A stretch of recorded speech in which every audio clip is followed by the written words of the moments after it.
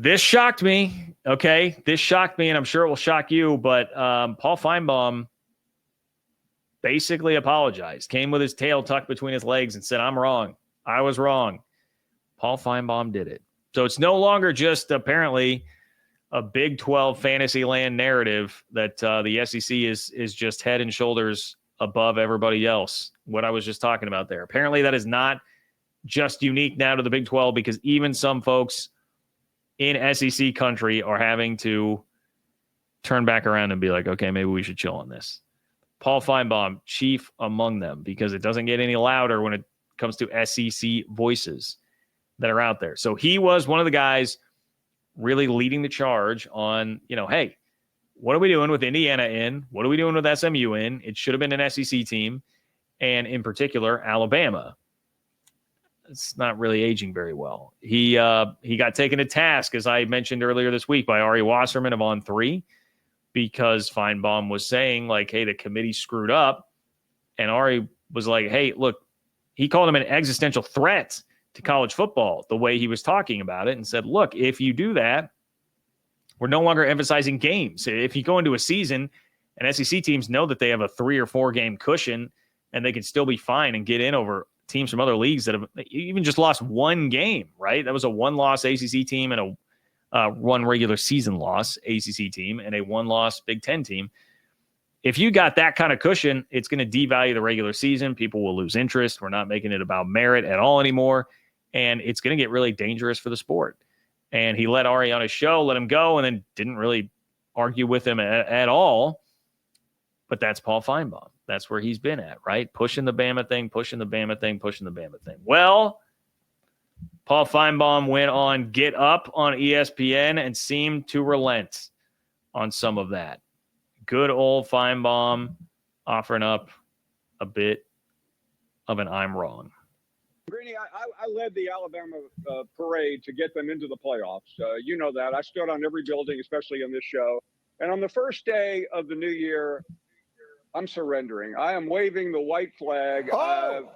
Forget Alabama. I'm done. Count me out. Oh, Paul, with one of those hotel towels. Waving the white flag on Alabama. How about that? Paul Finebaum. I never thought I'd see the day, to be completely honest. I never thought I would see the day. And yes, that was, as Steve points out, that was before watching Arizona State, Texas. It was before that. He was already backing off. This is based on mainly reacting to Michigan beating Alabama. Michigan with like their second and third stringers beating Alabama. Okay. This is, I'm astounded. I guess I'm happy. That this happened.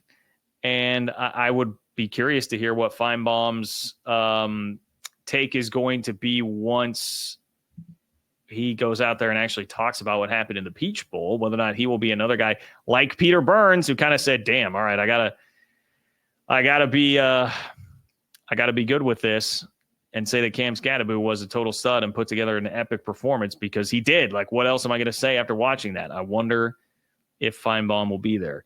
But this is an important admission, because the SEC hypothetical game is very, very dangerous. It is very, very dangerous. You've got to play the games. The assumption was that all these 3-loss SEC teams were so much better than everybody else, right? And they should have been in. Again, the argument was 3-loss SEC teams, including Alabama, who lost to 2 6-6 teams in the regular season. The assumption was that they were better than a 1-loss Big Ten team. I mean, look at what the Big Ten is turning into now, how that has aged. Ohio State looks amazing.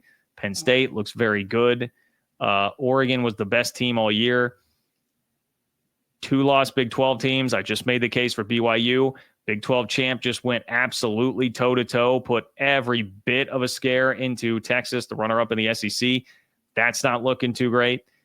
And then 3-loss SEC teams should be in front of the Mountain West champ, who was pretty damn competitive with that aforementioned Penn State team. This is a bad thing. That was a bad thing for college football before, and it certainly is bad now, watching how the results in this all played out. Tennessee got completely demolished by Ohio State in the playoff. That was one thing that's happened since all this discussion went through. Michigan beat Alabama in their bowl game with, again, like a second and third string, kind of a JV roster. Michigan, they were missing a lot. And they came out and Alabama basically played the way that they did against Oklahoma. Like, couldn't score. Jalen Milroe, not very good. Same type of game. And this time it comes against a 7-5 team instead of a 6-6 team. South Carolina, another one mentioned here. Shane Beamer throws a giant tantrum because Brett Bielema gets in his head and they lose to Illinois.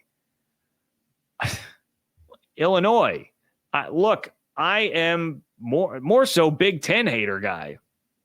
Quite frankly, over the course of time, I've been more so Big Ten hater guy than SEC hater guy. I'm not going to be the guy out here being like, oh, Illinois is pretty legit. South Carolina lost to Illinois. Come on, man. Come on. And then, of course, Arizona State a 4th and 13 away from beating Texas in a playoff game that went to double overtime.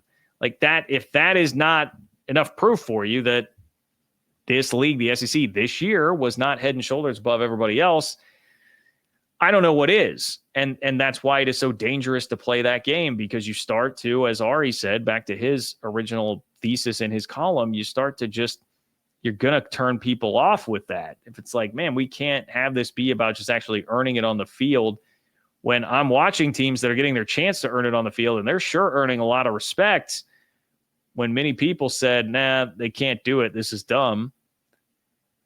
We've got to go let them actually earn it. And you can't be losing 3 games and 2 of them to bad teams and just say, hey, here's a door wide open into the playoff. Now, it's probably not going to matter, because eventually you're going to get, I'm sure eventually you will get 4 auto bids for the SEC and Big Ten. But for right now, fighting for whatever respect you can, I suppose, in this era, and just fighting for what's right, we can't play that hypothetical game, man. You can't. And so, look, what we know is that the league, the SEC, was not head and shoulders above everybody else this year. What about moving forward? What about the future? Well, we don't know for sure, but I would say there are 2 major things that have happened that certainly would lead you to believe it is a big factor in why the SEC is not head and shoulders above everybody else anymore, and also why it would be reasonable to expect it to be a little bit closer even in the future. And that is, 1, NIL and the portal have spread the talent out more. It's a different era. It's a different game. You cannot hoard a second and third string the way that you could before, because those guys will go get not only the opportunity to transfer anywhere they want to, but also get the opportunity to get a bunch of money from other places. Like, Texas Tech putting together the best transfer portal class in the country for a while. I think they have now been just barely surpassed, but a top 3 transfer portal class. They've got money they can throw around. They've got playing time they can offer, and they've got playoff access. So that's pretty good. If you are somebody that's second string at one of the blue bloods there are a bunch of places like that you can go play at. It's going to spread out the talent a little bit more. It reminds me, I was going to say, for all the old heads out there, it's not really like I'm that old, but I do know the history of when scholarship limits came into play. And, for so long in 50s, 60s, 70s, you've got Nebraska and Oklahoma hoarding all the good players in the Midwest because there were no scholarship limits. So, hey, take these guys that would go start at Missouri and K-State, put them 4th or 5th string at Nebraska, bring them in, and it keeps the playing field from being leveled out. Well, scholarship limits help change that. We've got a version of that in this era with NIL and the portal. And the other thing is, guys, Nick Saban's not here anymore. He's on College Game Day. He's with Miss Terry. Nick Saban's retired. That is the best coach to ever do it. I don't know if we will ever see a Nick Saban again. It's harder to do in this era, first of all, anyway. That's why you started to see some drop off, and Saban was left being one of the whiners on his way out the door, still whining about that 2022 team.